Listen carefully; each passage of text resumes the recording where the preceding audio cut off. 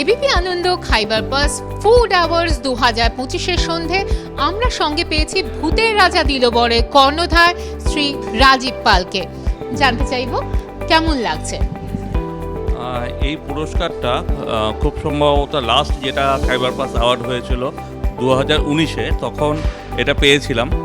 তো তখন ভূতের রাজা দিলবর একটা ব্রাঞ্চ ছিল।